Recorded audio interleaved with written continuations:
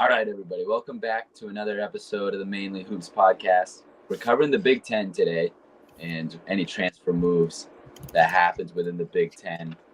So we're starting off with the Maryland Terrapins. Although this season they could probably be called the Maryland Aggies. They had so many Texas A&M transfers.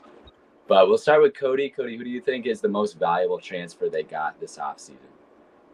I guess my favorite guy here would be Farrell Payne.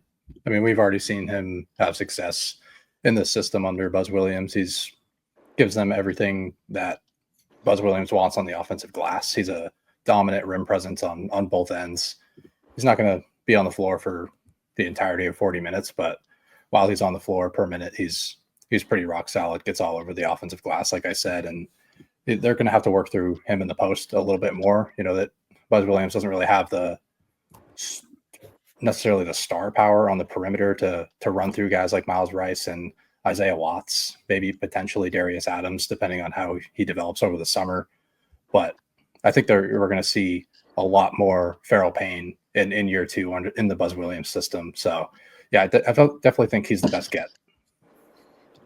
Marcus, what do you think?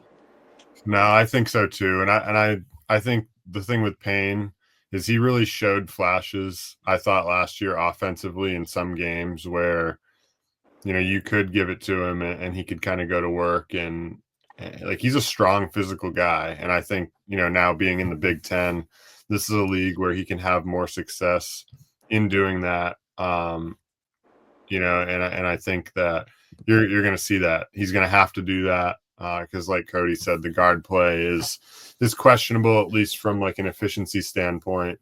You know, I know Cody's been a Miles Rice hater for a bit, and you know, I liked him after his first year at Washington State, but definitely not a great year for him last year. You know, I think this team, you know, with some of these guys coming over from A&M, you know, they have some wild cards, I guess, right? They have 2 4-stars that like didn't play last year at A&M as well, that were freshmen, Andre Mills and Riquise Passmore. You know, both of them plus the 4-star, as you said, Darius Adams. So, you know, there's a lot of unknown here. So I think Payne is definitely like the safest, most valuable player that they got in the portal. We've mentioned a couple of their other transfers, but are there other players that stand out to you guys or think they fit the system really well? Of course, 4 of them are coming right from Buzz Williams' previous program. But Cody, what do you think?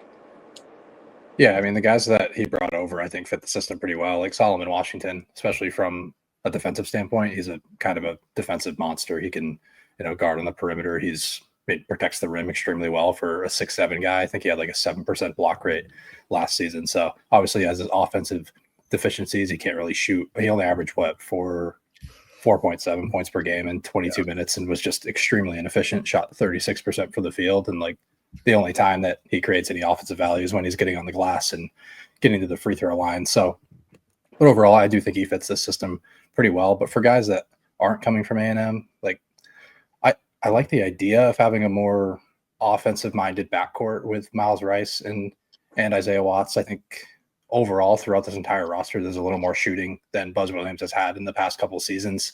Not that it's extremely efficient, like Miles Rice, only 32.5% last season. I think that's kind of where his ceiling is as a shooter. He hasn't really shown that he's a high upside shooter throughout his career. And a guy like Isaiah Watts, who he shot at 35%, but for being that second option, I think he provides more of a shooting element than anyone that Buzz Williams has had in the last 3 or 4 years when he was in College Station. Marcus, what do you think about the other additions? Yeah, the one that kind of was very much right, not a Buzz Williams get. I didn't think anyway. Was David Coit, right? I mean, he's really like he adds to their shooting for sure. You know, he shot it at almost 39% last year. I think 38.7 for Kansas. He's coming in. He's an undersized guard, right? 5'11", but adds an element to a Buzz Williams team that they haven't really had, as you said. He can really shoot it. So I could see with Coit him being kind of like just like games where he runs hot. They just kind of let him rock a little bit more. Um, but it's something that he hasn't really had the luxury of having here over the last few years. But as for the other guys like Solomon Washington, we kind of know what you're going to get in Buzz Williams' system, as Cody sort of alluded to.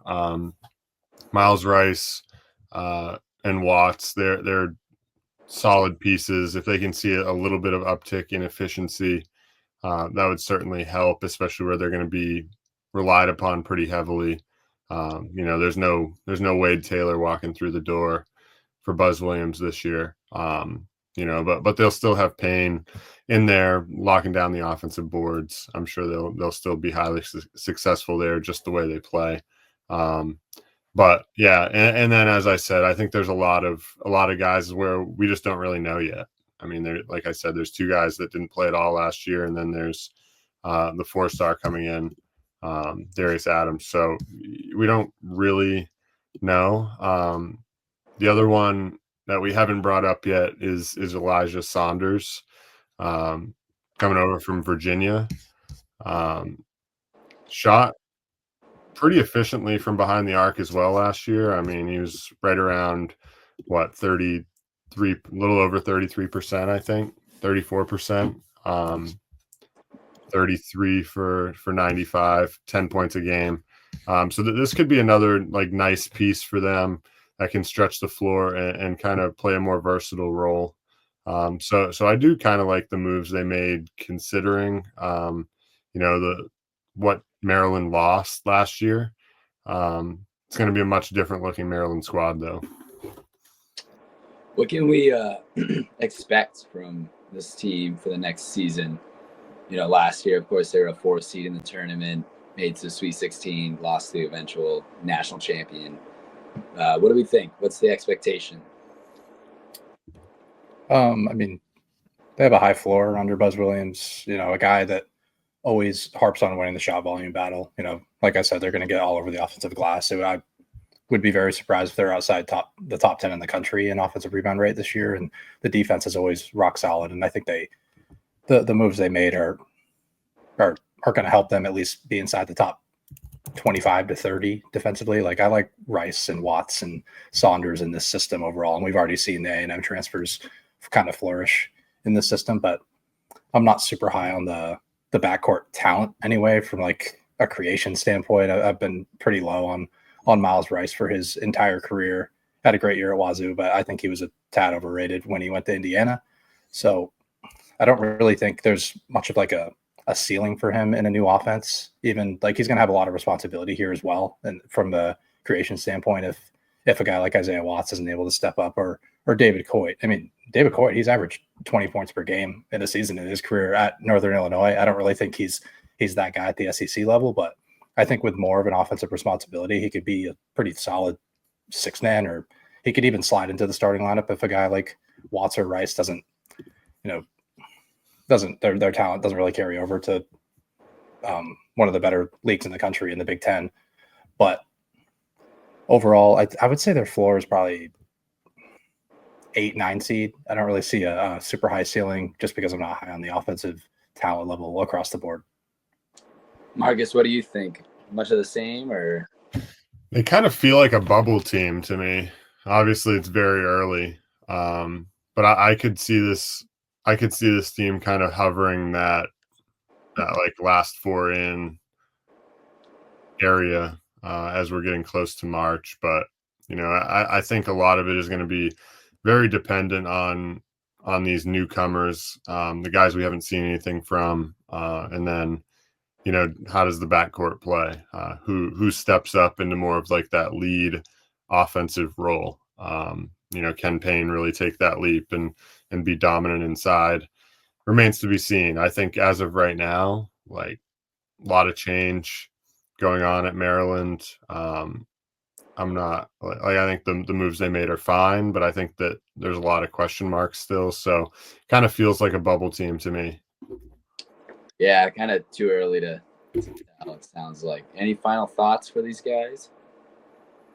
Yeah, I mean, I would just say I wouldn't expect like a ton from this team. I would probably expect them to get into the tournament, but I wouldn't expect anything near what they had last year. Like they had arguably the best starting five in the entire country from a talent perspective. So I don't